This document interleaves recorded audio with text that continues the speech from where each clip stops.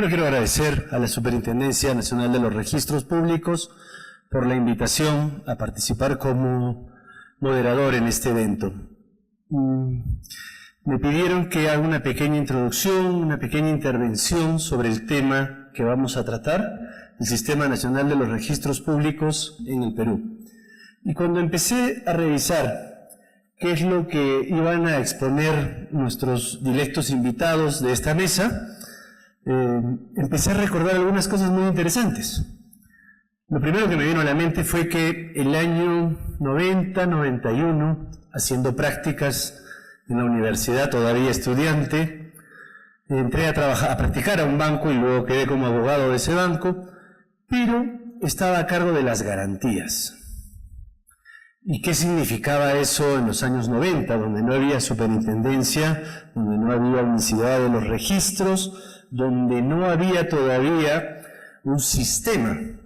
Había que ir todos los días a la oficina registral a revisar unos tomos que tenían casi 1 metro de largo por 60 centímetros de ancho, escritos a mano, muchos con tinta, donde estaban anotadas todas las características y condiciones de las propiedades que se habían iniciado en Arequipa a inicios de 1890 y algo, empezaban las inscripciones. Y se podía leer ahí, en estos tomos gigantes, cómo una propiedad había sido inscrita con hectáreas, con varas, con yardas, con una serie de medidas que en ese momento me resultaban poco conocidas, pero además me decía quiénes eran los vecinos de esa propiedad, quiénes estaban al costado izquierdo, al frente, cómo se llamaba originalmente la calle que encontraba, que tenía la frontera de esta casa, quién había hecho la primera construcción, cómo se había demolido. Una historia realmente apasionante que, debo confesarles, me hizo robarle varias horas de trabajo al banco. Me quedaba en registros leyendo estos tomos, cuando además pasaba del tomo 105 al tomo 128 y había que esperar a que se desocupe el tomo 128. Las entrevistas con los registradores eran presenciales, había que sacar una cita, entrar a la oficina y nos sentábamos en el mismo escritorio que el registrador, con los tomos y los papeles, discutiendo sobre la propiedad. Algunos años después eso cambió y empezaron a usarse las famosas fichas registrales. Unas fichas grandes de colores amarillo y celeste dependiendo del registro, hasta donde recuerdo, y que se escribían además en estas máquinas de escribir lineales muy grandes. La tecnología hizo que eso pasara en el tiempo primero a que sean escaneadas, a que sean digitalizadas, y hoy día ya no vamos a registros públicos.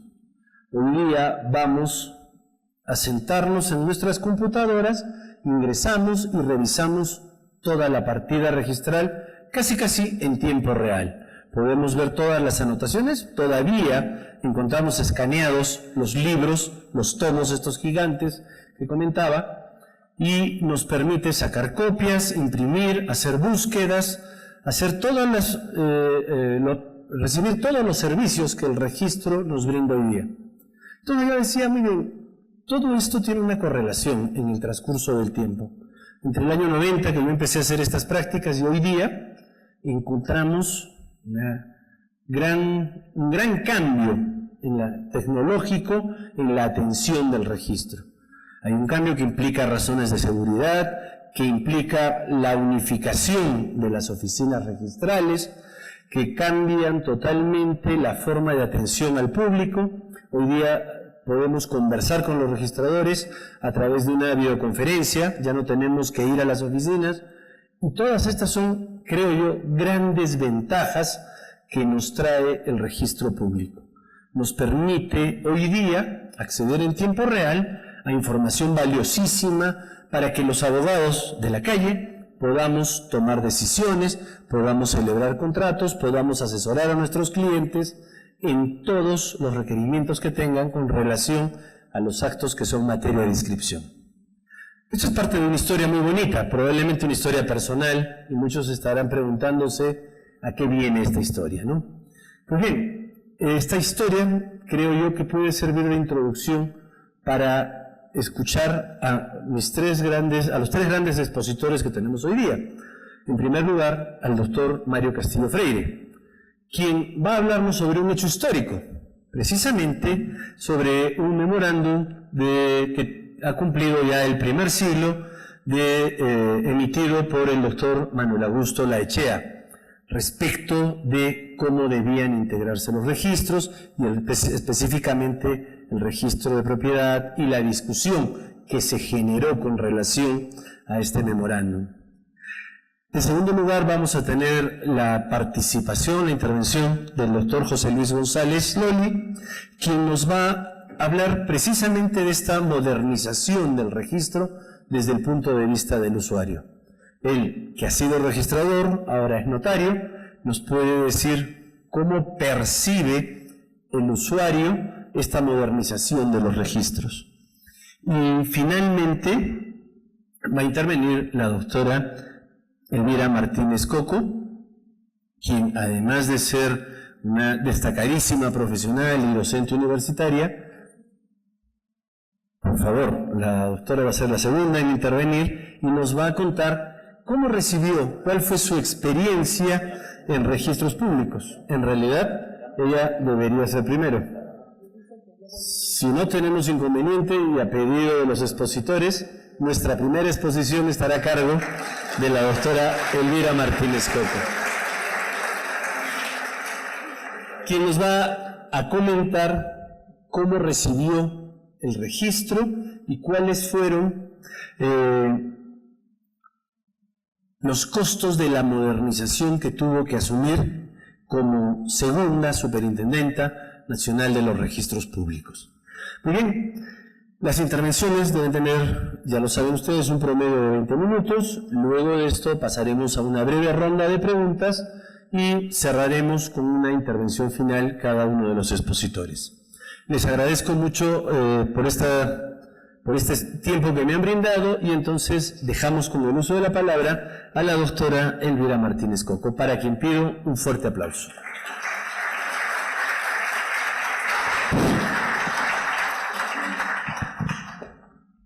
Muy buenas tardes.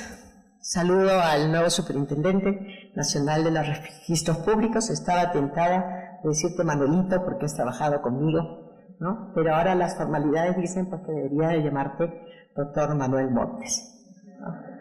Muy bien.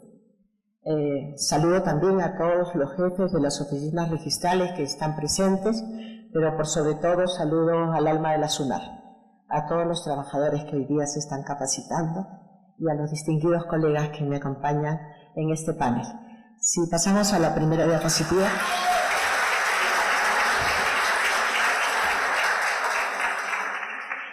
Esos aplausos son el producto de hacer solamente las cosas que se deben de hacer, Manuel. Cuando haces las cosas que debes hacer y no haces cosas malas, te transformas en algo así como una leyenda. No debería ser, ¿no? Pero es, en un país en el que se hacen las cosas mal, hacer las cosas bien da esto, da cariño, da afecto. Estoy segura que vas a seguir ese camino. A ver, vamos a ver. ¿Qué cosa encontré en el año 2019? Encontré un Sistema Nacional de los Registros Públicos que se acababa de formar mediante la ley 26366.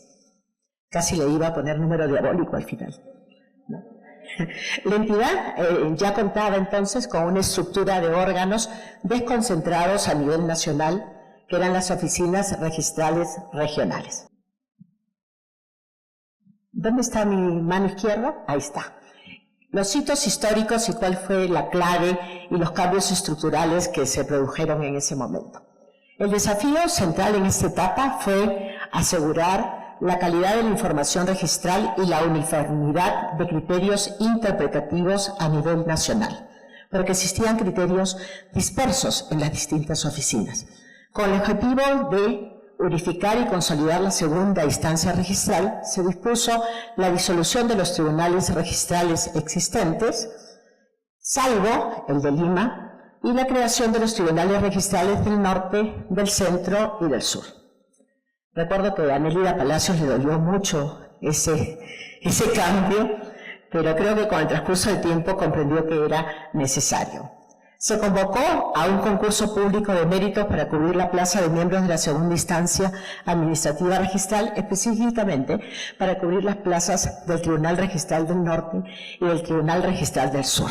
Hicimos lo mismo también a nivel de los registradores, lo recordarán muchos de los presentes que participaron en ese concurso público en el que no aprobó ninguno. La leyenda cuenta, y es verdad, que yo me llevaba el examen que preparé a todas partes conmigo, no confiaba ni en mi sombra, ¿no? Entonces el examen iba conmigo. La católica, cuando pasó las fichas de IBM, nadie había aprobado. Entonces salí yo a decirles a todos, va a haber una nueva oportunidad, no se preocupen, pero tienen que estudiar, pues, porque si no estudian, no pasan. Entonces se les dio el tiempo suficiente y sí pasaron, estudiaron. Así que puedo dar fe que entraron los mejores, los que debían entrar. Y espero que se siga obviamente con esa política. No se debe entrar por compadrazgo, no se debe entrar por familiaridad, se debe entrar porque se sabe.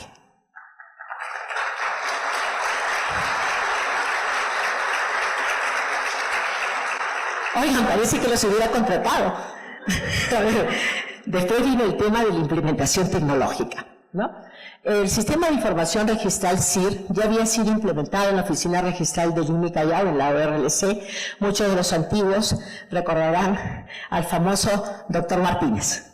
No era mi pariente, por si acaso, no era mi pariente, teníamos caracteres muy distintos, así que solo por eso se podía notar, pero era un hombre dedicado a su oficina, ¿no? Para automatizar, ¿qué cosa? La publicidad y la inscripción de títulos. Se había iniciado ya el proceso de migración de los tomos de los que nos hablaron hace un momento, ¿no? Esos tomos que estaban llenos de hongos, que te producían enfermedades, etcétera. Bueno, se produjo la migración de los tomos y fichas manuales hacia una base de datos con terminales interconectadas, en donde eso había sido en la anterior gestión que ya había comenzado, ¿no es cierto? En la anterior gestión a la mía, se había comenzado eso. Se había incorporado también el sistema de identificación dactilar como mecanismo de seguridad para resguardar la información registrada en los asientos electrónicos.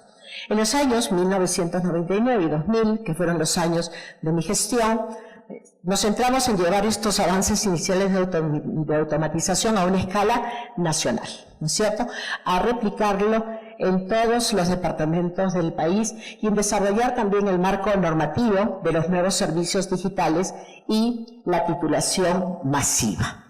Titulación masiva que ya había comenzado, Manuel, recordarás, en predios rurales. Y siempre digo, pasemos a la siguiente, que nosotros no debemos destruir lo que traemos hacia nosotros, porque fui yo quien traje, contra todo el berrinche de Fernando Cantuarias, al registro predial hacia el registro de propiedad de inmueble de SUNAR. Pero había que tomar lo mejor de lo que venía con nosotros. Hay que reconocer cuando hay cosas buenas. Y esas cosas buenas debemos hacerlas nuestras. No se entra para destruir, se entra para construir. ¿Correcto? Muy bien. Se trabajó entonces en la interoperabilidad a nivel nacional y se instalaron equipos de cómputo y redes en varias oficinas.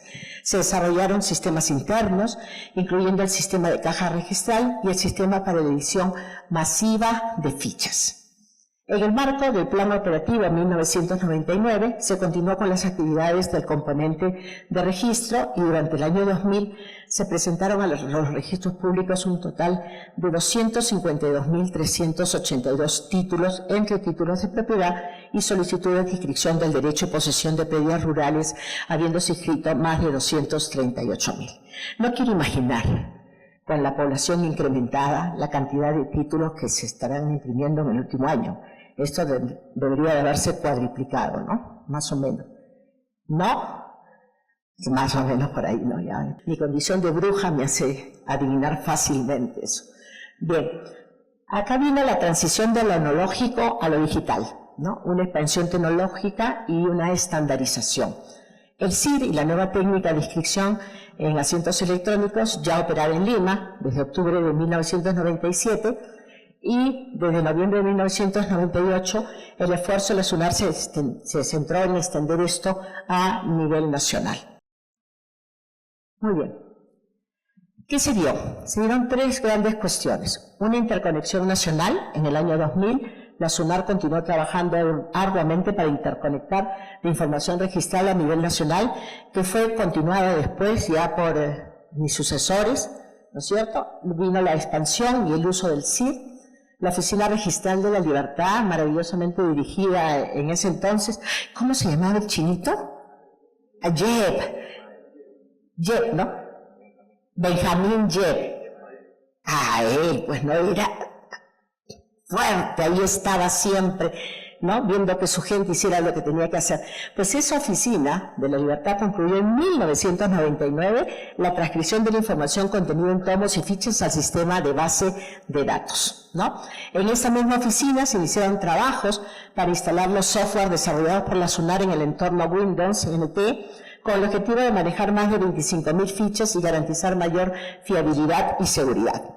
Así fuimos avanzando de oficinas en oficinas para tratar de lograr la interconexión a nivel nacional, porque nuestro objetivo era que si usted estaba en Puno pudiera inscribir un registro de Lima y viceversa, ¿no?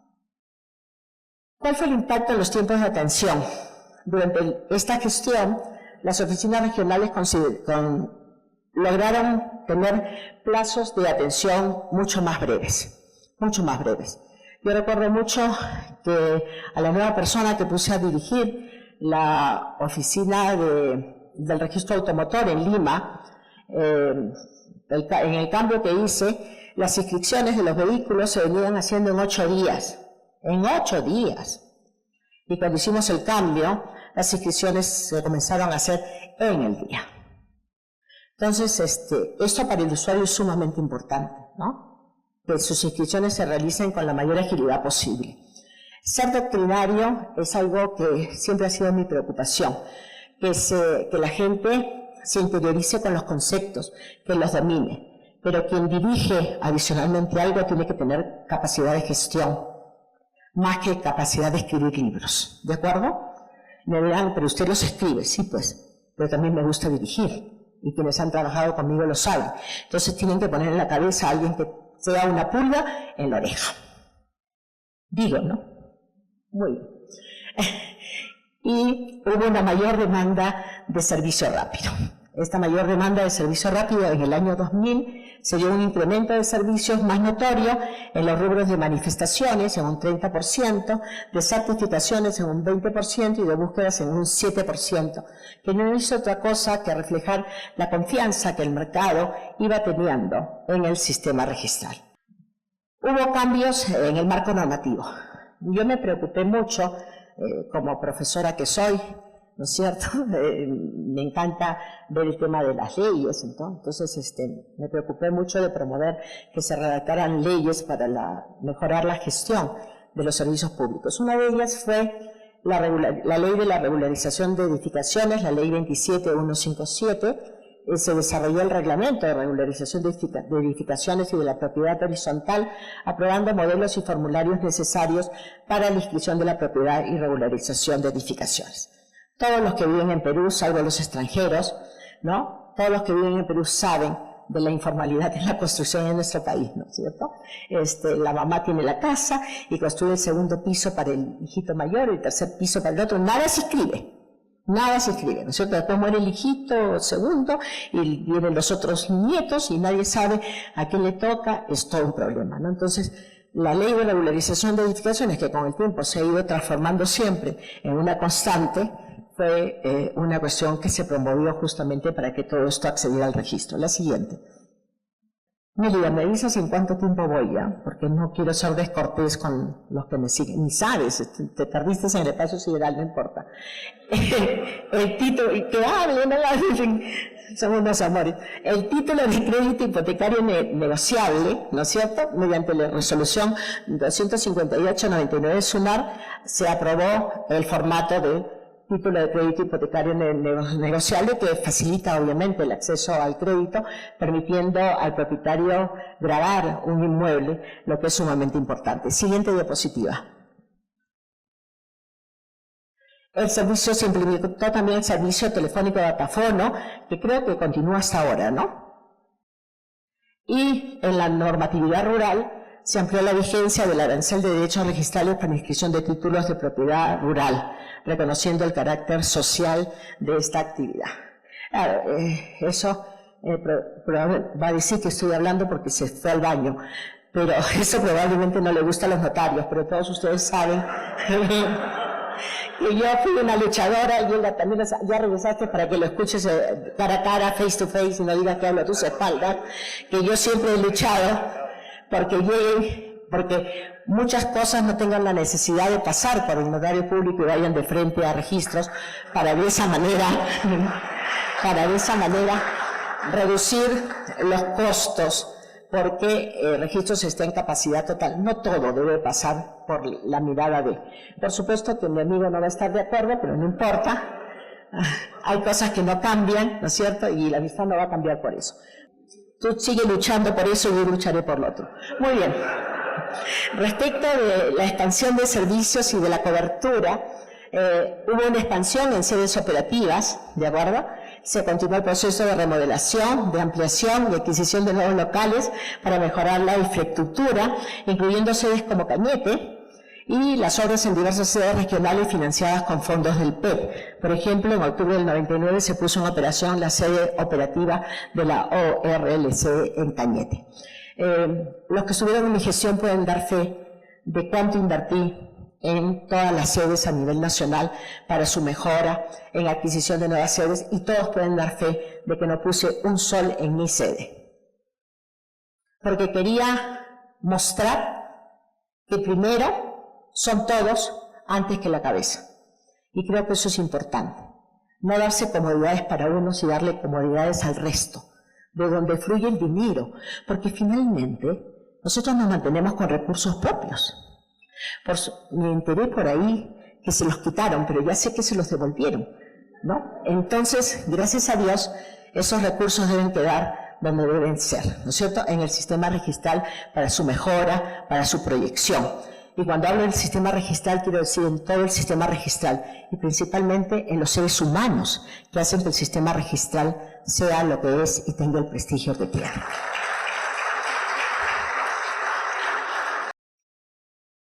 Se dio la titulación rural a nivel del PEP. La SUNAR, a través de su componente de registro, tuvo un rol determinante en el PEP y durante el año 2000 presentó a los registros públicos más de 230.000 títulos de propiedad y solicitudes de inscripción de derecho de posesión de predios rurales, de los cuales más de 229.000 fueron inscritos, lográndose una masiva formalización de la propiedad rural. También se dieron servicios de orientación, que siguen hasta ahora, y me alegra mucho de que se siga construyendo sobre la base de lo mismo, porque esa fotito que le he sacado de Google no es de mi gestión, es de hace poquito, ¿no? Con lo que me dio mucha alegría saber que hay cosas que se siguen obviamente manteniendo para bien. Continuemos entonces. Y por último, yo creo en las instituciones, probablemente, pero más que en las instituciones, yo creo en el ser humano que hace esas instituciones. Y la profesionalización y la capacitación del personal es indispensable, es fundamental, porque ellos van a lograr mejores inscripciones, más rapidez, más eficiencia y por ende más prestigio para la institución. La base, el pilar, son ellos. Y por eso hubo una formación continua y unificación de criterios y participación tanto en eventos nacionales como internacionales. Hace poco conversaba con algunas personas que me hicieron recordar cuando viajamos a un congreso internacional en Guayaquil de registros públicos. Y recordaba que para que fueran a ese congreso, a los registradores los convocamos a que hicieran artículos, ¿no? Y los mejores artículos, entonces esos iban a ir subvencionados por la SUNAR, ¿no es cierto? Entonces estábamos promoviendo la investigación, o sea, hay que investigar.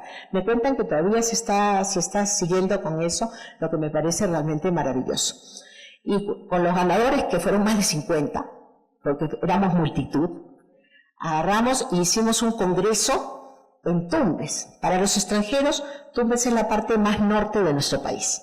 Hicimos un congreso de derecho registral en Tumbes, entonces todos podían viajar con sus viáticos hasta Tumbes.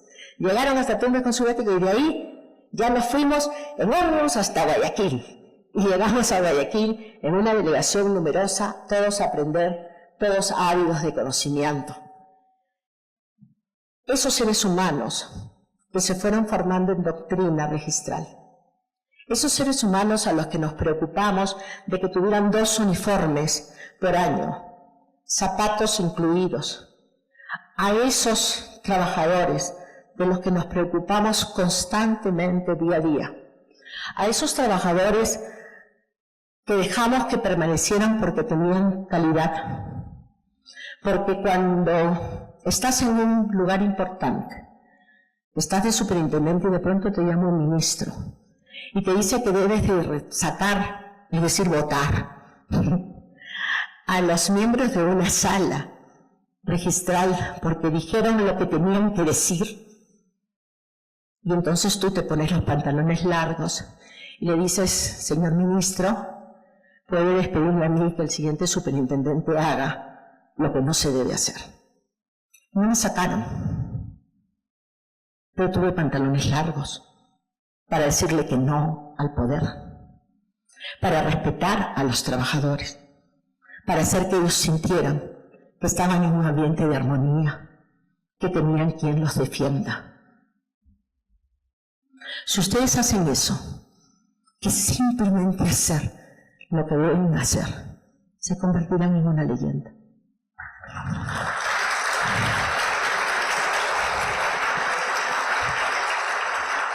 Quiero finalmente saludarlos a todos ustedes, a los que estuvieron en mi gestión, a los que vinieron en gestiones posteriores, y solo les pido que hagan lo que deben hacer, que se dediquen con alma, corazón y vida a su trabajo, y espero que las cabezas hagan lo mismo por ustedes. Un abrazo grande y cálido para todos y cada uno de ustedes.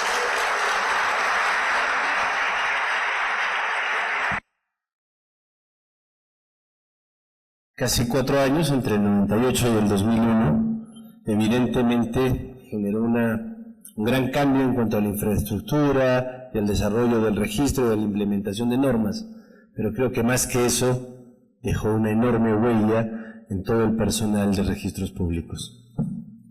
Nos acompaña ahora, en la segunda presentación, nuestro invitado, el doctor José Luis González Loli, ex registrador público, exmiembro del Tribunal Registral y hoy por hoy notario de la ciudad de Lima, quien nos va a hablar sobre, continuando con este tema, la modernización del registro desde la posición de los usuarios. Un fuerte aplauso para nuestro invitado, por favor.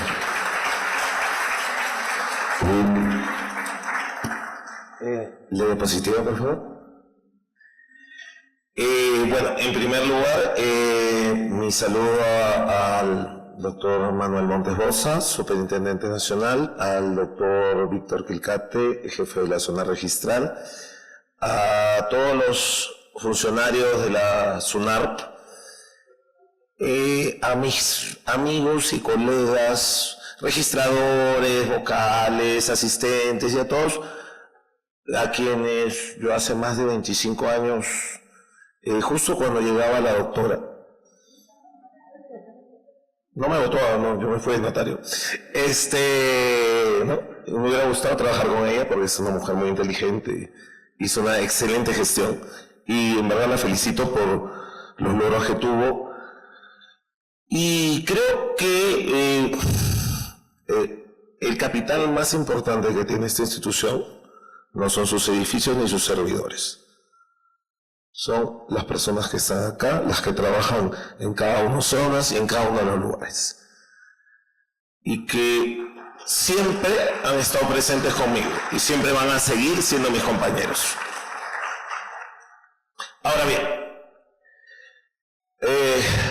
una respuesta de la doctora, con todo cariño. Cuando un programa como el PET cumple una deuda social de lo que no tituló el Estado, no le hace daño al notario. Más bien crea tierra que después se va a trasladar válidamente en riqueza. ¿A quién le va a hacer daño? Y la pena es que tengamos que esperar que un proyecto internacional, el PET, el COFOPRI, el PRP, eso, y los peruanos no lo podemos hacer nosotros. Esa es la pena. Pero esa deuda social, a la cual el registro ayudó con las secciones especiales de predios rurales, y que lamentablemente ahora veo lento con los gobiernos regionales, a pesar de la ley 24315, y me podrán decir los registradores que califican predios rurales, es eso, es que falta una coherencia nacional, falta un impulso claro, falta un liderazgo. Y yo hace 30 años entré a SUNAR. Y nunca SUNAR ha dejado de ser parte de mí. Yo no soy parte de SUNAR. Pero yo creo en la formalidad. Y la formalidad no entendida como algo lejano al ciudadano, sino en generar procesos asequibles para darle seguridad y valor a sus propiedades. Que los notarios tendremos nuestros defectos, seguro los tenemos. Y hay que mejorarlos. ¿Que SUNAR tendrá algo que mejorar? Sí, seguro. Pero y justo quiero comenzar por eso. Porque cuando se hace un diagnóstico, se habla solo de lo malo, ¿no? El usuario te tiene que golpear, no ser malo, ¿no? Yo me acuerdo cuando iba a atención al usuario, porque he sido registrador, fui gerente un tiempo, vocal, el usuario está molesto, ¿no? Pero ¿se dan cuenta de las fortalezas que tiene el sistema?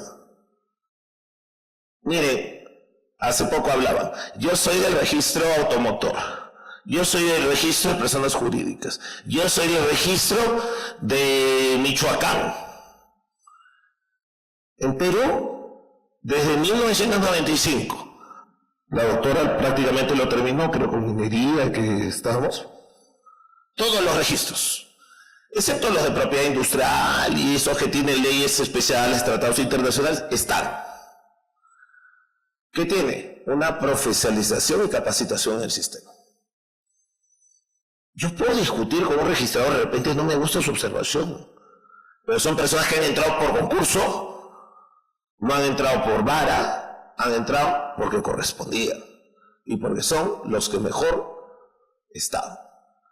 Y eso es un capital inmenso en una institución, que a la vez debe corresponder a que esos ingresos que recaudan no se vayan al tesoro público para, qué sé yo, para el monumento al árbitro, sino que vuelvan para mejores máquinas, mejores servicios, mejores cuestiones. Y yo soy notario, pero yo quiero eso. Porque, ¿saben a quién servimos los dos? A un usuario que merece una buena atención aquí y allá. Tenemos el mismo público. La interconexión nacional. La doctora ha comentado algo, yo me acuerdo. Yo estuve cuando se digitalizaron los tomos, doctora. Era horrible. Una alergia de... No sabe. Ese fue el proyecto del 95 al 98. Y se hizo el primer CIR. Y como no le consultaron a los registradores, porque había grandes expertos de grandes corporaciones internacionales, ¿no?, que se les sabían todo salió mal. Hubo que hacerlo de nuevo.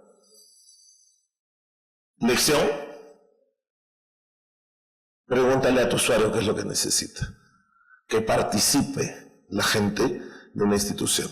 Si no estás perdido, vienes con ideas que no son, se virtualizarán los servicios. Debo también mencionar al doctor Subauste, que me invitó y es mi amigo, como creo que es amigo de Manuel y de todos los que estamos hace mucho tiempo. Miren, el haber sido la primera institución que un archivo de 1888 lo volvió digital. Ojo, les cuento algo, pero no lo repitan, sin base legal ya. ¿ya? Pero ya después se superó, ¿ya? Pero ya, eso fue en ese tiempo, ¿ya? Sin más ilegal. Pero había que hacerlo, pues. Eso ha permitido el registro 24/7, eso ha permitido la publicidad registrada del NIO, el síguelo, el consíguelo, el míralo, el velo, ya no sé cómo le van a llamar. Y a mí me da orgullo haber podido participar en eso. Y que la gente me diga, mucha, qué bacán es esto. ¿Ya? Ahora, y la SUNAR no se ha zonificado. O sea, de irse por regiones, porque lamentablemente yo no soy un centralista, a mí me parece súper Arequipa, me parece súper todo eso, pero una nave no puede tener 18 capitanes. Y el hecho de esa integración nacional, de ese timón único, de esas normas que acá, que el derecho no cambia, pues acá no somos un Estado federal, como en Argentina, que tiene sus cosas. En Córdoba es por acá, en Mendoza es por ahí, etc. Necesitaba una conducción y eso se ha dado. Y eso también es una fortaleza. A veces es una tentación porque la gente va, ¡ay, qué institución tan interesante!, ¿no? Pero, ok. Tiene numerosas sedes y oficinas en territorio nacional que se fueron avanzando desde la receptora, la registral y todo eso. Yo me voy acordando porque, soy sincero, desde que entré a registros, vivo todos los días y disfruto sus triunfos. Lo disfruto, porque su triunfo es el triunfo de servir a la colectividad. A eso nos debemos. Y en eso no hay notario, no hay registrador, no hay nadie. Somos todos. Desearle a Manuel lo mejor. A Manuel lo conocí cuando entró de muy joven, yo era más joven, pero poquito, ¿eh?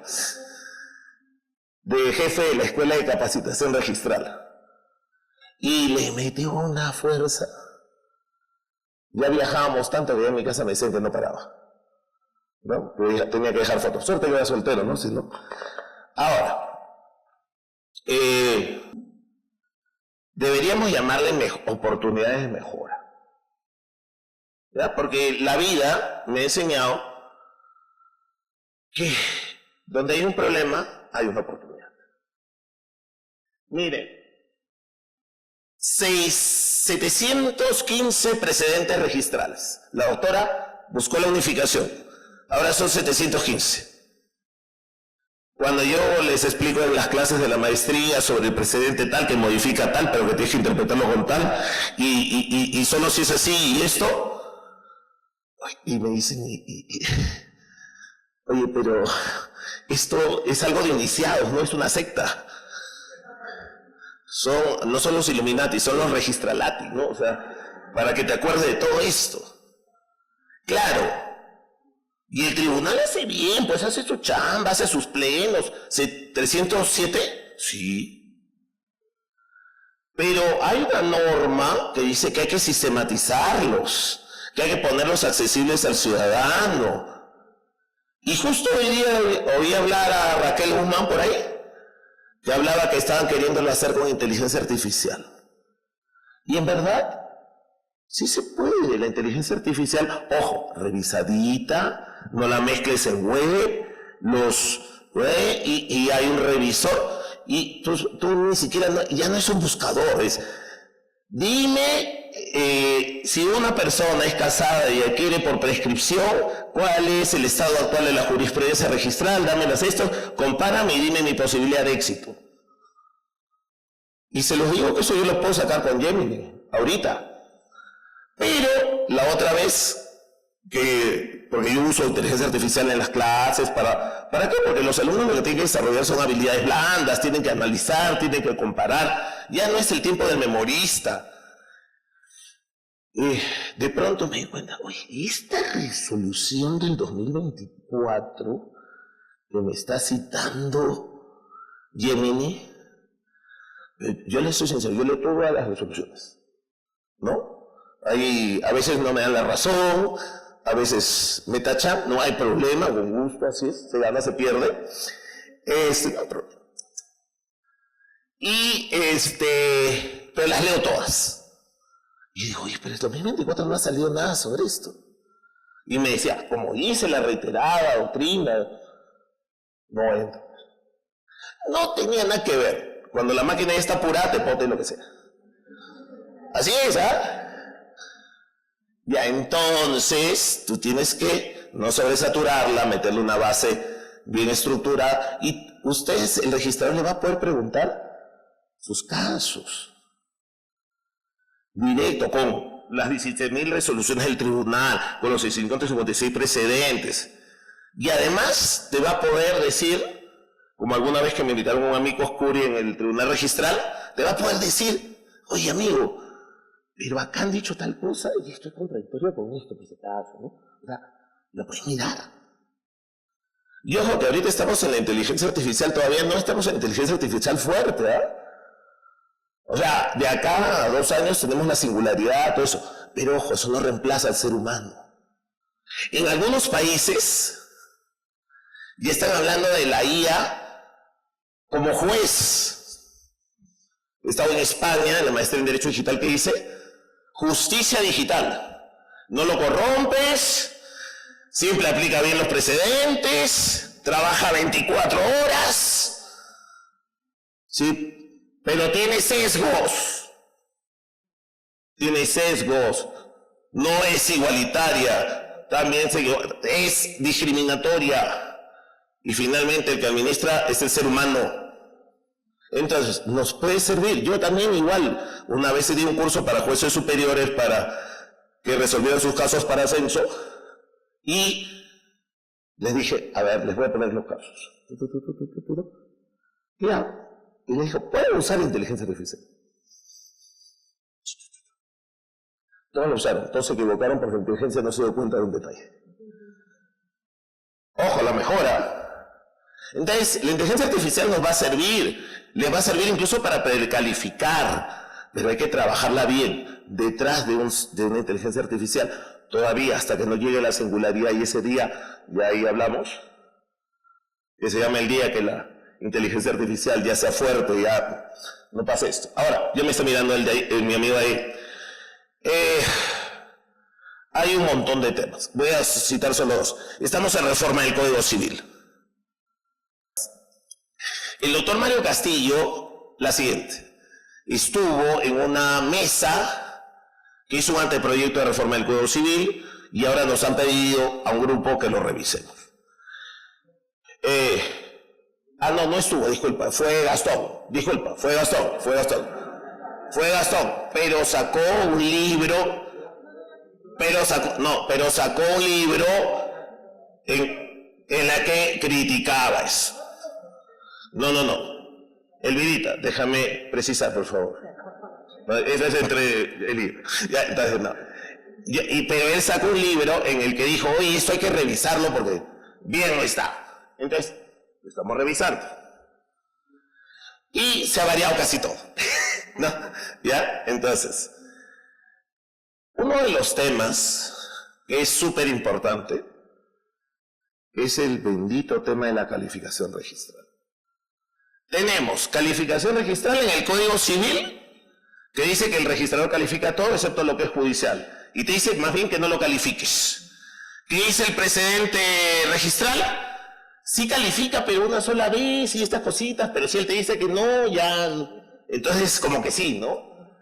Después hay la administrativo que lo acaban de poner en el reglamento general. No califiques el fondo, no eres un supervisor, eso.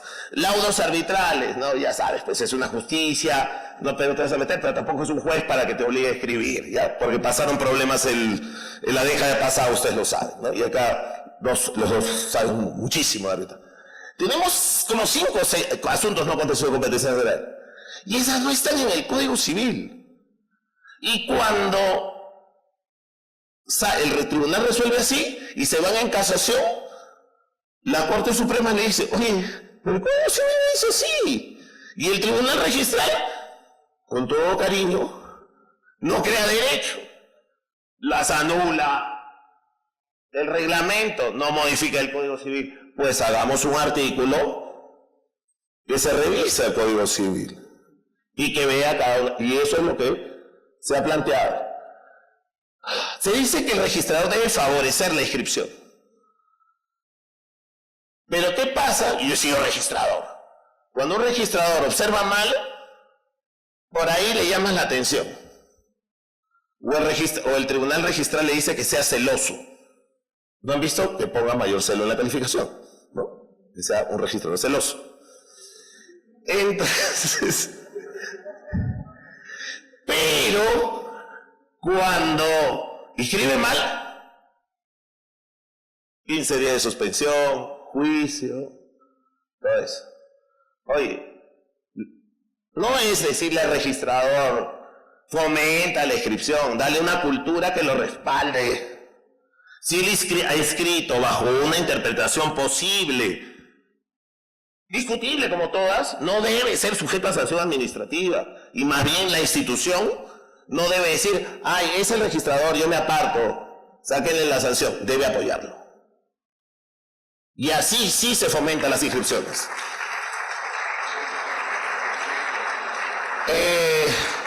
Tengo 10 temas más, pero ya...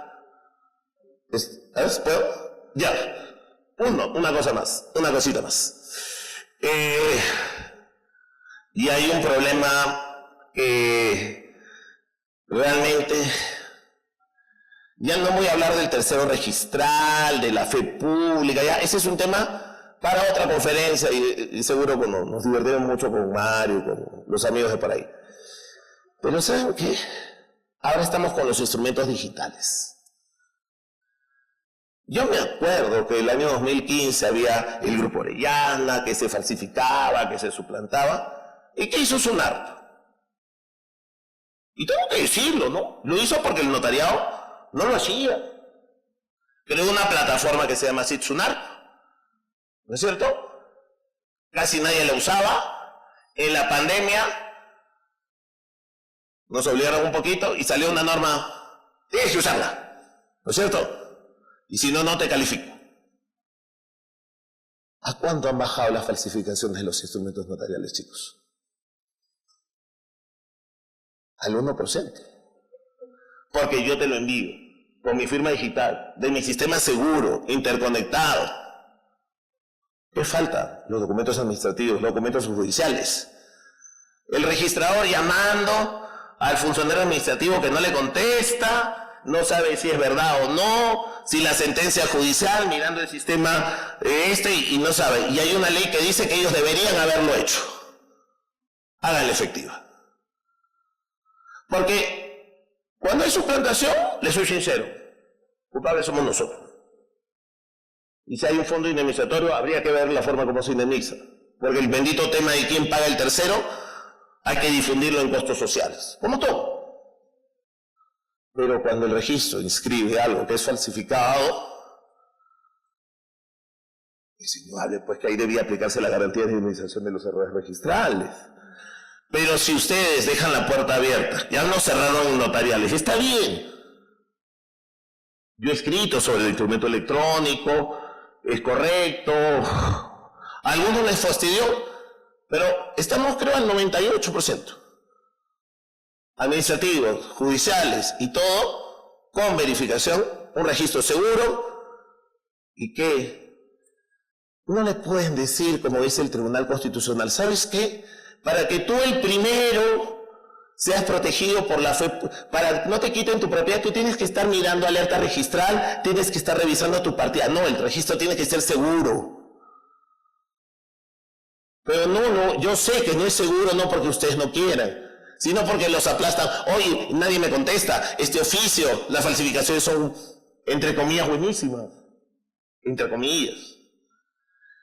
Entonces yo creo, y yo rendido homenaje a todos los sorprendentes que de alguna u otra manera, Elvira, Manuel ya lo ha sido, Armando, al doctor Martínez, que no fue superintendente, fue el alma con la que nació este registro, a Carlos, pero eso toda esta gran institución. De repente en algún momento, no sé, no voy a decir nombres, puede no haber habido un gran líder, pero estando ustedes siempre va a haber una gran institución. Gracias.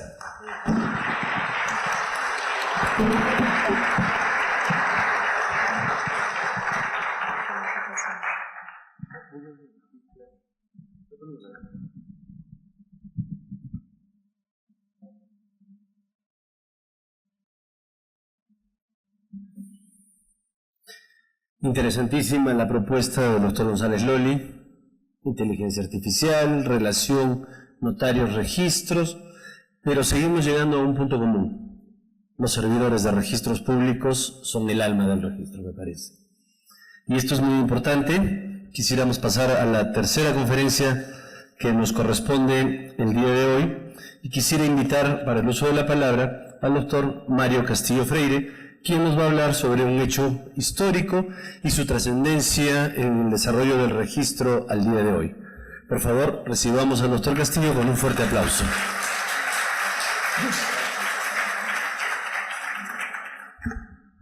¿Cómo están, queridos amigos? Voy a empezar diciendo que siempre me siento muy contento de volver a Arequipa. Es sin duda la ciudad a la que más he viajado en mi vida, ¿no? Y siempre vuelvo a ver muy buenos amigos por quienes tengo el más profundo cariño. Mi exposición va a empezar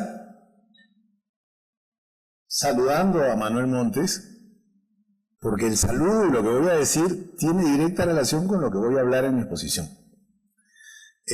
Ante todo, debo agradecer la invitación que me ha hecho la Superintendencia Nacional de los Registros Públicos para estar aquí y además decir que me siento muy contento de que el doctor Manuel Montes Rosa sea de nuevo Superintendente Nacional de los Registros Públicos.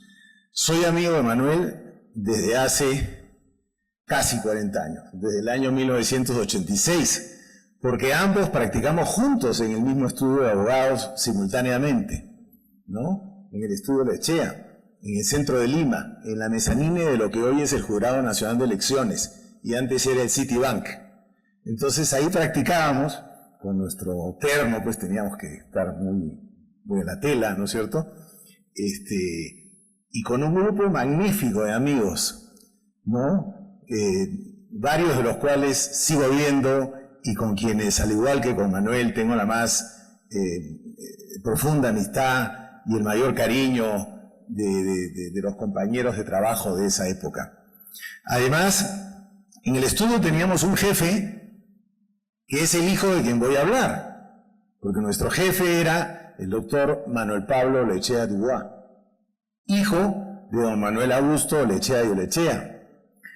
Y el doctor Olechea Dubois, la cabeza del estudio, tenía un gran aprecio por Manuel, un gran aprecio profesional, porque era un muy buen practicante, una persona de mucha diligencia, que además ha continuado con esa trayectoria a lo largo de su vida profesional y académica dentro y fuera de registros públicos, ¿no? De tal manera que mis felicitaciones, Manuel, me alegra muchísimo que hayas vuelto a la superintendencia y ahora voy a ir a la conferencia.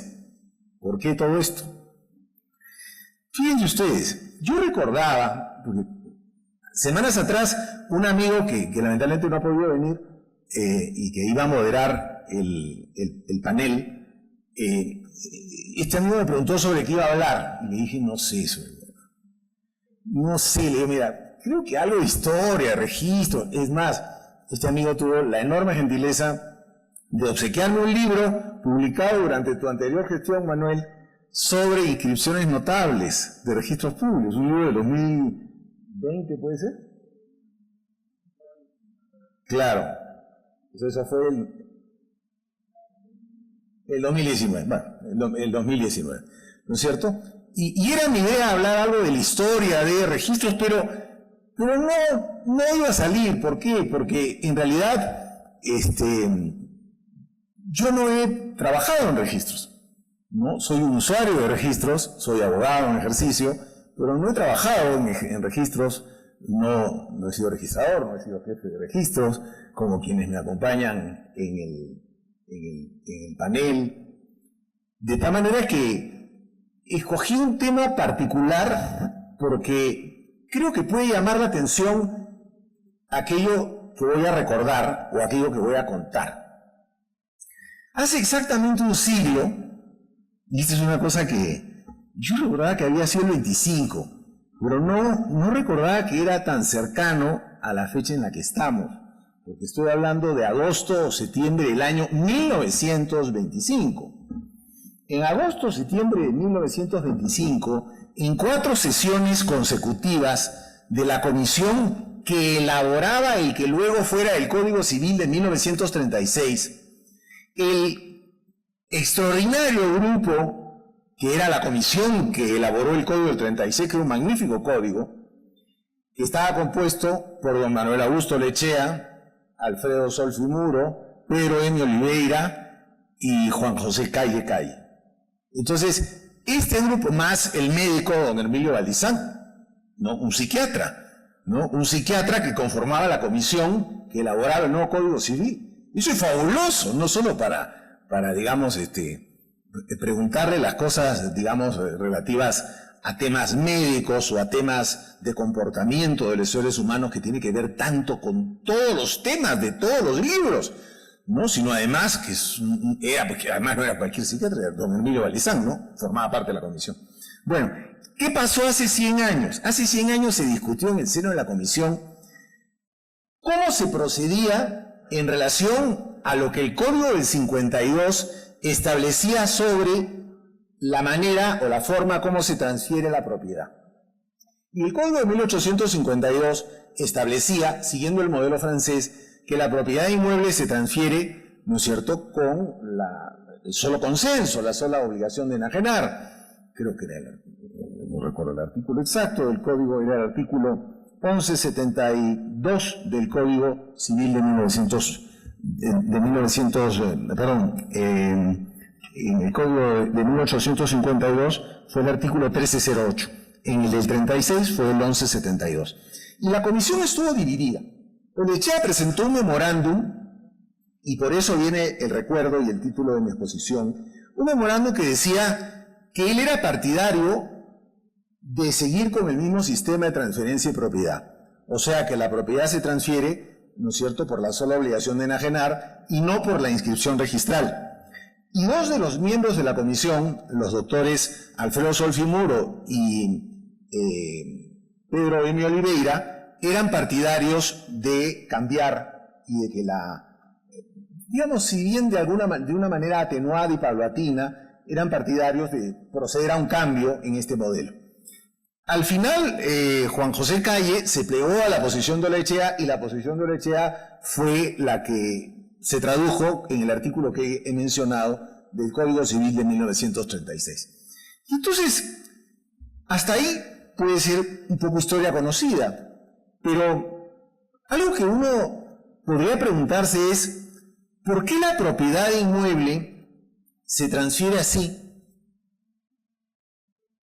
O sea, ya sé, porque el código lo dice, pero ¿por qué el Código del 52, el Código francés de 1804, el Código del 36 y el Código del 84 señalan en una línea absolutamente concordante exactamente lo mismo? ¿Cuál es la razón por la que eso es así? ¿Y saben cuál es la razón? Es una razón histórica y es una razón, digamos, que tenemos que buscarla en el fondo de los tiempos.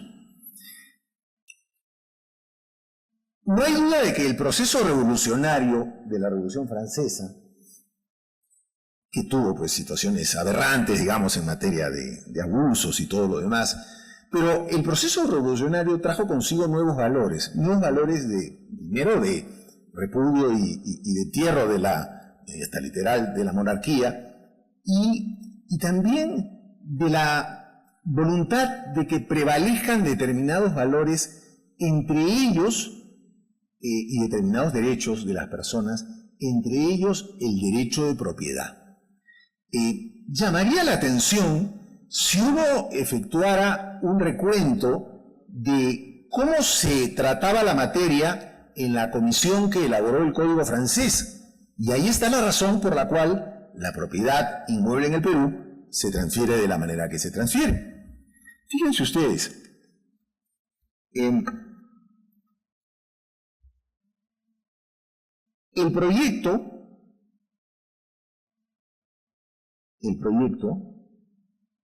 decía varias cosas. Por tiempo, ya estamos más de las 7, voy a abreviar bastante lo que tenía preparado para decir.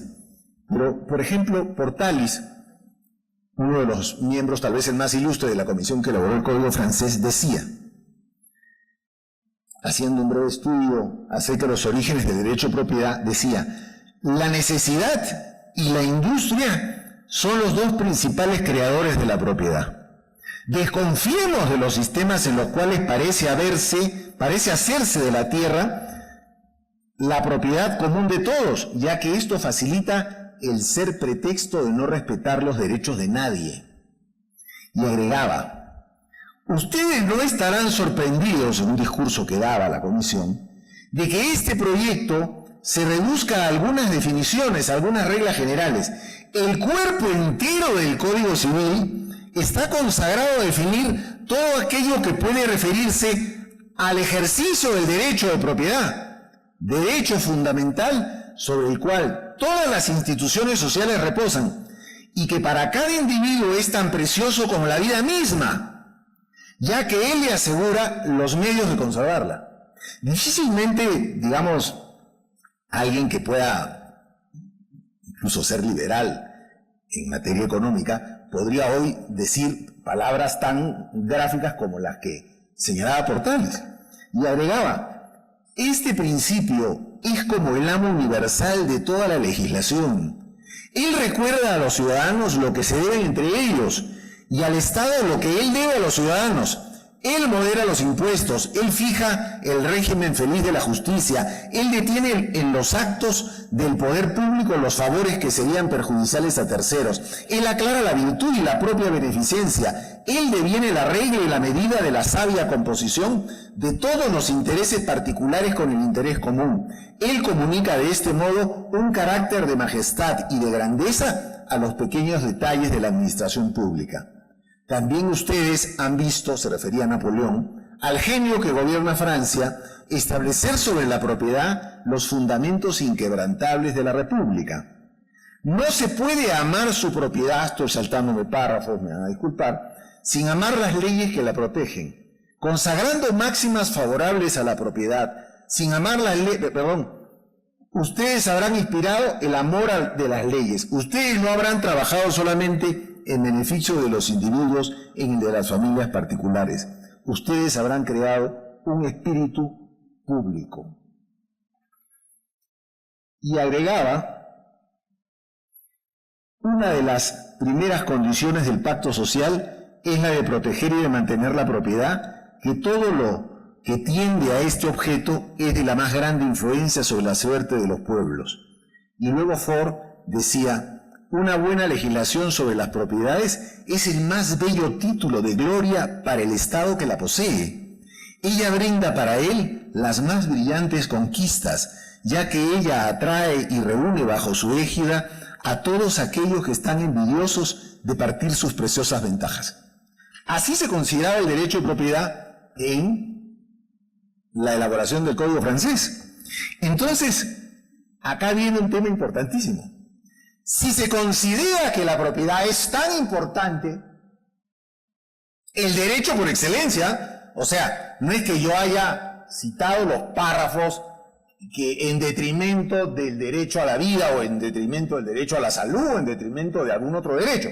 No he discriminado, o sea, los he buscado y los más notorios son los del derecho de propiedad. ¿Y qué pasa pues? Si el derecho de propiedad, y sin duda el de los bienes, es el más precioso, cuando trato y legislo Código francés, el contrato de compra-venta, hago algo que no era parte del derecho costumbrista francés, ni obviamente de los formalismos y formulismos romanos. Le digo al contratante: mira, tú podrías incumplir alguna obligación, y ahí están los remedios para que tu cocontratante te obligue a cumplir. Ahí están las leyes para que te obligue a cumplir. Pero yo, ley, no te voy a permitir que no cumplas con transferir la propiedad. Ahí está, en palabras en blanco y negro. Se es libre de tomar una obligación o de no tomarla, pero no se es libre de ejecutarla o de no ejecutarla cuando se le ha tomado. El primer deber de toda persona que se obliga es el de observar los pactos que ella ha consentido y de ser fiel a la fe prometida. En la venta, la entrega de la cosa vendida y el pago del precio son actos que vienen en ejecución del contrato, son una consecuencia necesaria del mismo, que derivan de él como el efecto deriva de su causa y no deben ser confundidos con el contrato. Y cito las dos últimas líneas, y ahí dejo de citar. La obligación está consumada desde que la fe está dada. Sería absurdo que le fuese autorizado al contratante, o sea, al vendedor, eludir sus obligaciones no ejecutándolas. Esa es la razón por la cual la propiedad se transfiere como se transfiere. Esa es la razón. O sea, yo te puedo permitir que incumplas algunas obligaciones y el derecho y tu contraparte se encargarán de ver qué hacen contigo. Pero esté en mis manos, como es una compra-venta de un inmueble, que inicialmente no tomaba la doctrina como que se hacía una distinción entre muebles e inmuebles, ¿no? Eso ya vino después, poco después de la vigencia del Código Civil, y quedó con los inmuebles. ¿Por qué? Porque inmuebles la posesión vale título. Pero ese es harina de otro costal. Lo que quiero decir es, esa es la razón. O sea, ese es lo que la historia nos dice. Pero obviamente con esto no se piense que es, digamos, esencial a la compra-venta, ni lo era tampoco en la Francia del Código Napoleón, que con la celebración del contrato se transmita automáticamente el derecho de propiedad de un inmueble. Porque el derecho de propiedad de un inmueble se va a transmitir automáticamente con la sola obligación de enajenar, o sea, en ejecución del contrato. ¿Y quién ejecuta el contrato? La ley. La ley lo da por ejecutado. No, pero no es que el deudor debe ejecutar la prestación. Sí, pues, pero es que no le voy a dar la oportunidad de que incumpla. O sea, yo, ley, soy la que hago que el propio deudor cumpla con aquello que está obligado. Hay casos en los que eso no puede ocurrir. Por ejemplo, obviamente, si yo vendiera un bien inmueble indeterminado, o sea, yo le vendo a una persona, a través de un contrato privado, un departamento del edificio que se está por construir, no uno en específico. Yo le vendo un departamento cualquiera, que él escogerá de aquí a un año cuando el edificio seguramente esté construido. En ese caso, la sola obligación de enajenar no puede transferir automáticamente la propiedad, y no la va a transferir automáticamente por una razón muy sencilla. El propio artículo 949 del Código Civil establece que en esos que se aplica cuando se trata de la obligación de transferir la propiedad de un bien inmueble cierto. No rige para los inciertos. Y claro, podríamos hablar muchísimo de los inmuebles futuros, y podríamos hablar también o mencionar simplemente si yo vendo pues la casa de mi vecino, no se va a transferir la propiedad por más contrato de compra-venta que haya, porque es valor entendido del contrato de compra-venta, ¿no es cierto?, para que opere el artículo 949, que el bien que te venda sea mío. Podría no serlo, ¿no? Pero ese también es otro tema que no es materia de esta exposición. Nada, simplemente, queridos amigos, en estos 15 minutos exactos, yo he querido recordar esta anécdota, ¿no es cierto?, y recordar esta razón de la historia por la cual un tema tan importante como el de la transferencia de propiedad inmueble tiene la regulación que tiene en nuestro derecho. No he emitido ninguna opinión, eso daría para otra exposición y no es el caso.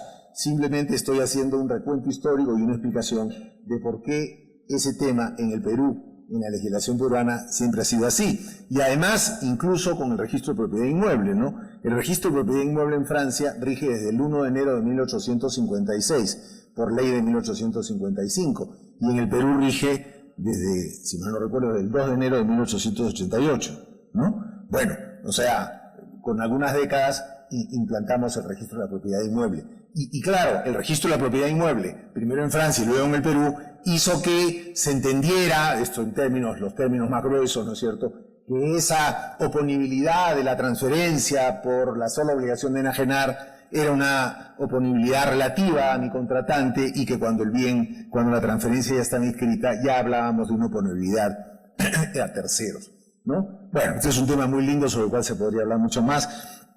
No voy a abusar del tiempo. Les agradezco mucho y muchísimas gracias a todos.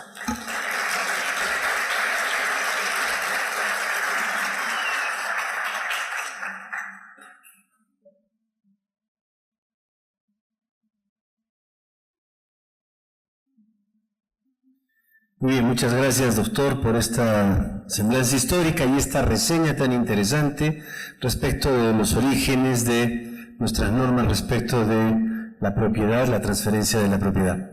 Creo que resulta muy interesante. Y con esta intervención del doctor Mario Castillo Freire, estamos cerrando la primera parte de esta mesa y vamos a pasar a una segunda parte, en la que yo quisiera robar unos minutos más de tiempo a nuestros invitados haciendo algunas preguntas. Me queda una pregunta interesante, creo yo, doctora Elvira, respecto de ¿qué considera usted que necesita hoy registros públicos? ¿Qué tiene que hacer el registro? Esta es una pregunta muy capciosa, además. Usted va a darle al doctor Montes Boza probablemente los lineamientos de las próximas acciones dentro del registro. ¿Qué considera usted que tendría que hacer registros públicos en los próximos años? ¿Cuáles son los siguientes pasos del registro de cara, evidentemente, a sus usuarios y al desarrollo de su sistema? A ver, en primer lugar, no soy nadie para marcarle una impronta a Manuel. Estoy segura que él hará lo conveniente durante su gestión. En líneas generales, les he dicho lo que creo que es una gran verdad. Las instituciones son lo que son las personas que lo conforman. Preocuparse por las personas significa finalmente dar brillo a la institución. Recuerdo mucho una lucha infernal que tuve en el directorio de la SUNAP. Cuentan las malas lenguas que mi voz se escuchaba hasta el primer piso. En una sesión de directorio en la que se discutió, porque pedí que se discutiera, la unificación de los sueldos de los registradores a nivel nacional. Yo no podía entender cuando ingresé que existía una clasificación de 3 clases de registradores. Registradores 1, registradores 2 y registradores 3, según la zona en la que se encontraba. Entonces me preguntaba qué diferenciaba la calificación de la inscripción de un automóvil en Lima de la inscripción de otro automóvil en Chumbivilcas. Nada. Significaba simplemente calificar. Entonces me parecía una distorsión total. Al final logré la unificación de todos los sueldos a nivel nacional de los registradores. Unificación que después se perdió y que debe volver. Si me preguntan qué creo que nadie tiene derecho a hacer que otro que hace exactamente el mismo trabajo, hacerlo sentir menos. ¿Por qué? Cuando está en un lugar más alejado, cuando está en un lugar en el que cuesta más capacitarse, cuando no está cerca de las cosas más bonitas, de los espectáculos más grandes, cuando está haciendo una labor de sacrificio en lugares más alejados, tiene que ganar menos que el que está en un lugar céntrico. No entró en mi cabeza en ese momento y no entré en este momento tampoco, así que creo que deben de unificarse los sueldos. Y si hay una norma que no lo impide, pues hagan lo que hice en mi época, deróguenla. Luchen a nivel del Congreso. Hablen con quien tengan que hablar, pero hagan lo que se tiene que hacer.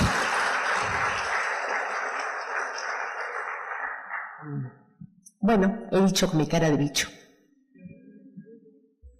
Muchas gracias por su participación, querida doctora Elvira Martínez. Quisiera hacerle ahora una pregunta a nuestro invitado, el doctor González Rolli. La cercanía que existe entre el registro y el notario es evidente. Al registro se ingresa con los instrumentos que elabora el notario. Y en parte de su exposición usted mencionaba el tema de la responsabilidad. Cómo responde el notario cuando es una falsificación, cuando hay una adulteración de instrumentos, cómo responde el registro y el propio registrador por los actos que se inscriben como consecuencia de estos documentos. Vivimos en un país altamente informal, en el que además parece que elaborar documentos falsos, prepararse para engañar, fuera parte del día a día, lamentablemente. Se han ido tomando medidas en los elementos biométricos para poder identificar a las personas. ¿Qué considera usted, doctor González, que se puede incluir de cara hacia los usuarios para mejorar el servicio? Hoy ya se ha dado un salto muy grande, yo ya no tengo que recoger mi parte del notario y llevarlo a registros. Pero no es un tema de simplificación, es un tema de seguridad. Entonces, ¿qué otras cosas más podríamos simplificar? ¿Qué otras cosas más podrían trabajarse viendo al usuario? Bueno, en primer lugar coincido con la doctora Martínez. Es indudable que una institución que tiene un personal capacitado merece los sueldos adecuados. Y captando recursos importantes, que todos los días yo giro cheques, ¿no? Me dicen que yo soy arquero malo, solo la veo pasar. O sea, bueno, cheques, ¿no? No sé cuántos de registros, ya ni cheque, pues ahora lo paso por el SIT, ¿no? Pero para que eso vaya al tesoro y termine por otro lado y no a esto, pues a eso no. Y yo estoy seguro que van a hacer los mejores esfuerzos, porque es el personal, es los servidores que se colapsan si no le das servicios, es un montón de cosas.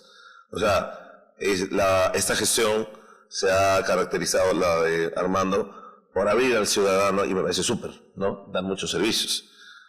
Pero si sigo con la misma máquina de hace 20 años, se ralentiza, ¿no? Entonces hay que meterle eso. Dicho eso, y concordando claramente con el tema, ¿qué es lo que falta? Tenemos que cerrar el tema electrónico completo. ¿Qué significa esto? Hace 2 años, en esta misma fecha, yo estaba participando en el Congreso del CABER del 2023 y yo estaba en Brasilia, dándolo por remoto, por la amabilidad de quien me invitó, porque estaba en un Congreso Internacional de Actos Notariales, en el cual Brasil ya te hace los actos notariales en formato digital, con contratación a distancia, y ya, o sea, ya ni siquiera ustedes tienen que digitalizar nada, me dejo entender. O sea, el ciudadano puede acudir a través de una plataforma, yo me comunico a través de una plataforma, a través del notario. Eso sí, hay que validar tu identidad bien. En Perú yo le pondría muchas más validaciones que en Brasil, porque en Perú se falsifica más que en Brasil. Ya, ok. Pero, o sea, hay que cerrar el tema del instrumento electrónico digital. Hay que, se han dado algunas reformas, ¿no? Oye, cuando es administrativo y lo sube el notario, hay un montón de detallitos, ¿ya? Pero vamos en el camino.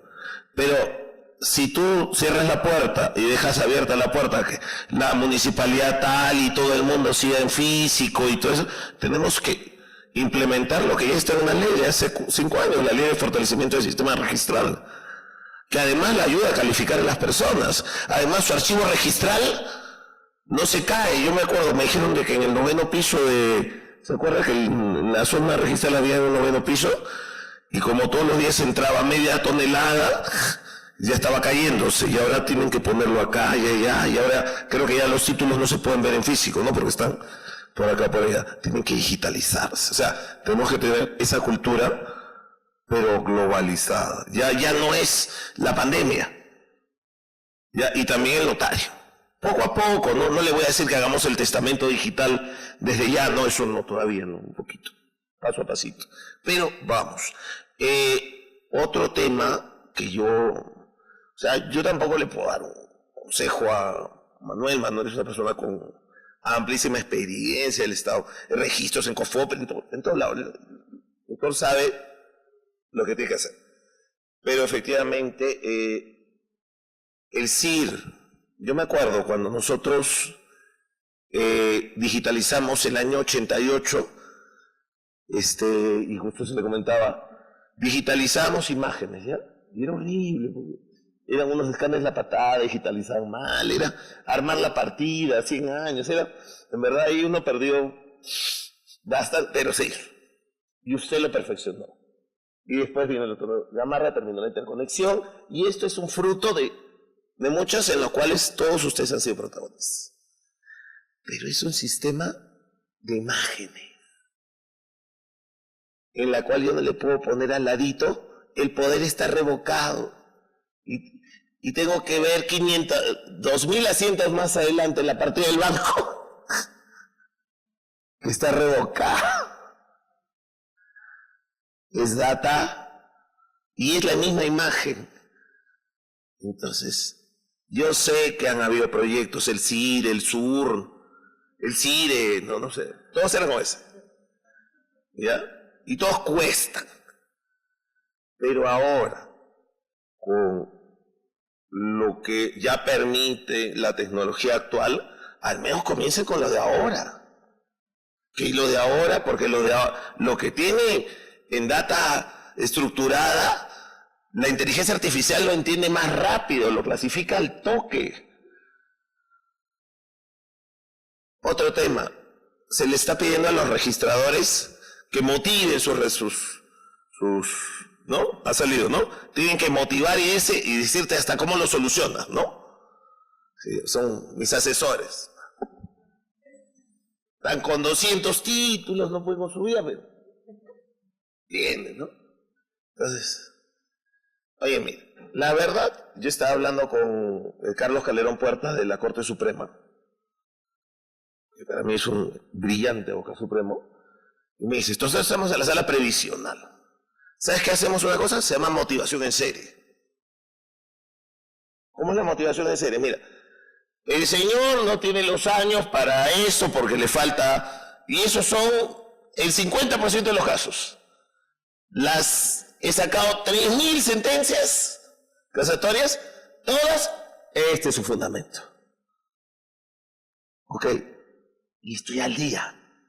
Ojo, en una sala suprema, casación, si clasificamos los mayores tipos de observaciones y le ponemos una observación adecuada y cuáles son las formas de subsanación, ni siquiera es necesaria la IA. Claro, la IA es mucho mejor, ¿ya?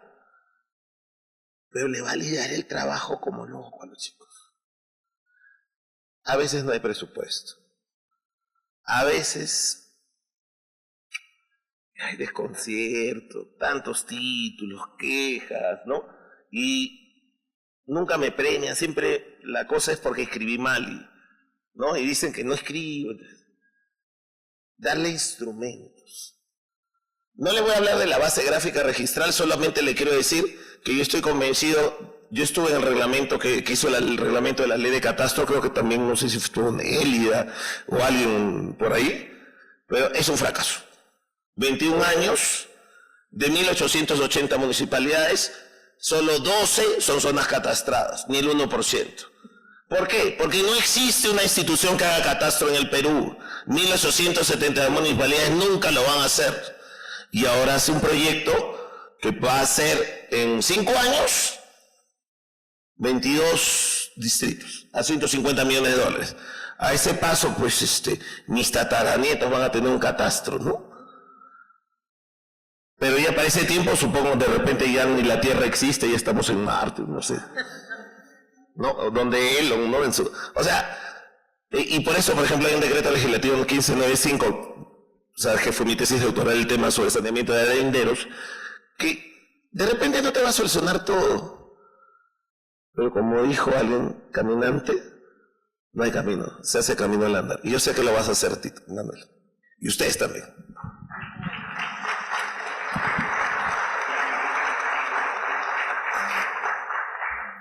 Muchas gracias, doctor González Loli, perdón.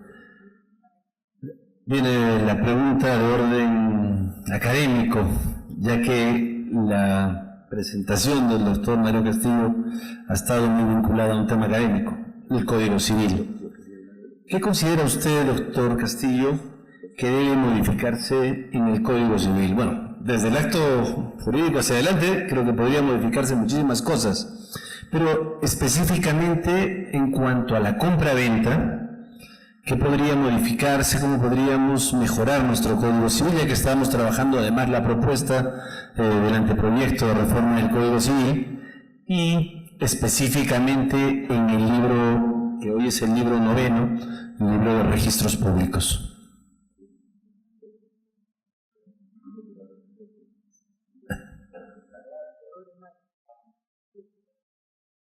Muchas gracias, doctor, por la pregunta. En realidad, es como preguntarle al Grinch qué celebraría en la Navidad.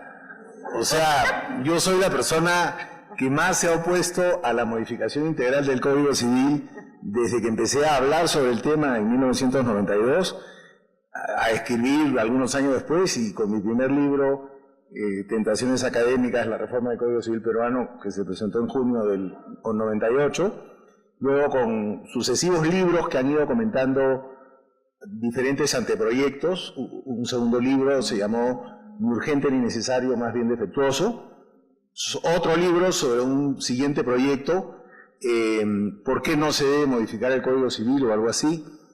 También tenía que ver, o tiene que ver, un libro que escribí con una colega y queridísima discípula, que en paz descanse, Rita Sabroso Minaya.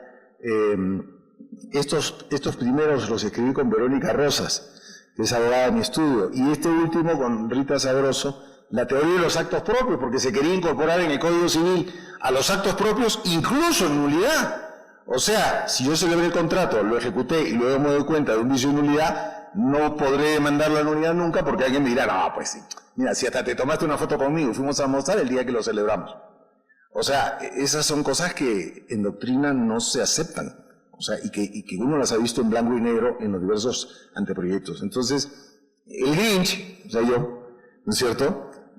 Digamos, me siento que tengo el deber siempre de decir mi opinión, y digo mi opinión personal sobre los diferentes anteproyectos, y digamos, lo haré seguramente en su momento con el actual.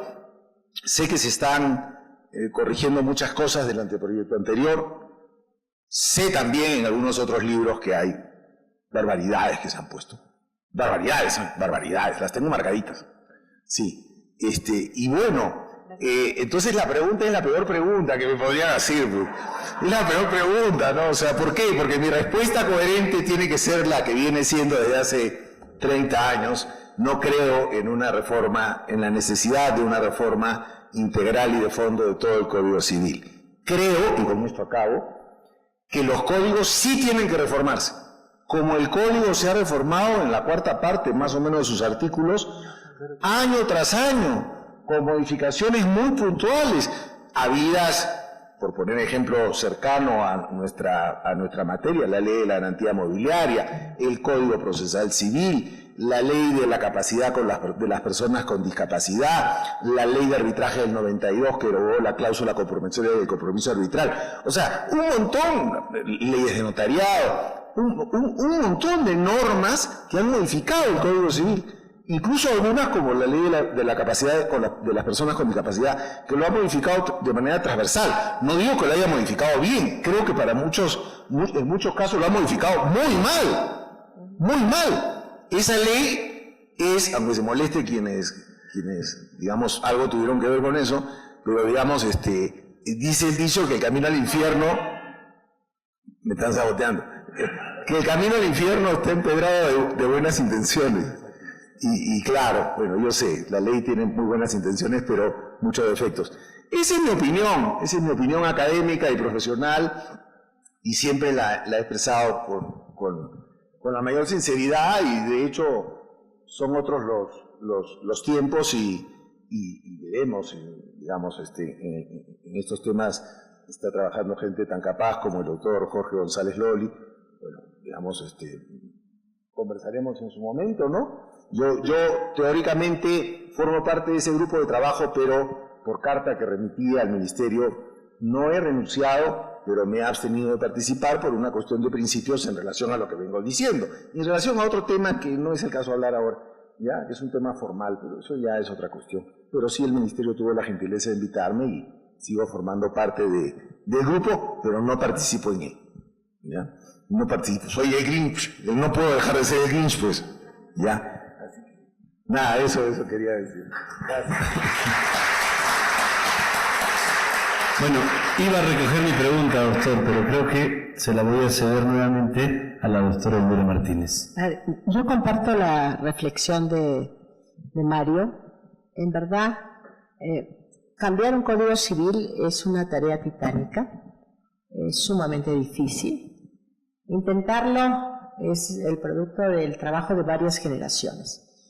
Y ya hemos visto cuántos proyectos de código civil se han quedado en el camino, gracias a Dios, porque muchos de ellos plagados de estupideces. Entonces, las cosas que necesitan reformarse en registros, a través de leyes especiales, haciendo un trabajo congresal, es el camino.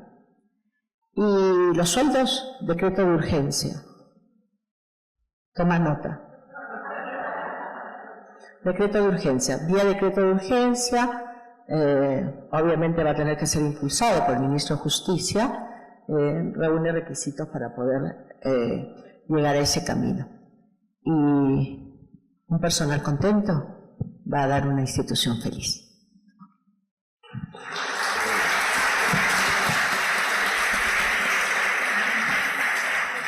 Vamos a dejar en el uso de la palabra al doctor González Loli. Bueno, yo creo con Mario que hacer una reforma de un código con un calendario y porque le da la gana a alguien y porque quiere ponerle la firma es ya de por sí un error. Sin embargo, en el tema de registros y en reales, que son los dos que he participado, porque en verdad en otros sí están con unas ideas tan extrañas que prefiero no y no. Hay temas que son importantísimos. Esto de la calificación me da seguridad. ¿De qué me sirve tener 200 precedentes, no sé cuántos, si finalmente, judicialmente, no pasa nada? En el 2014, del Código Civil, la sentencia del Tribunal Constitucional, es cierto, pues no vas a decir que el tercero de buena fe es cualquiera que ve a alguien que está ocupando y que tiene, pero tampoco le vas a decir que sea un investigador nato y que vaya mucho más allá de las obligaciones, con lo cual complicas el tráfico. Y ahora, ¿qué ha terminado, Mario? Que ahora dice la posesión es superior al registro, en un acuerdo plenario del 2022. Y si es así, cerremos la puerta, pues, porque el registro es la evolución de la posesión. Ahora, que hay que matizar esas tres cosas. Si las podemos dar en un equilibrio, ni el registralismo, no, que yo miro el registro y no me veo nada, pero tampoco oye, yo veo 80 títulos archivados, veo esto, tengo costos de transacción altísimos, y nunca tiene que ser desde el inicio hasta el final. O sea, tiene que pensarse, el Código Civil está hecho para el ciudadano, no para el experto ni para el paranoico, ¿no? O sea, que está acá.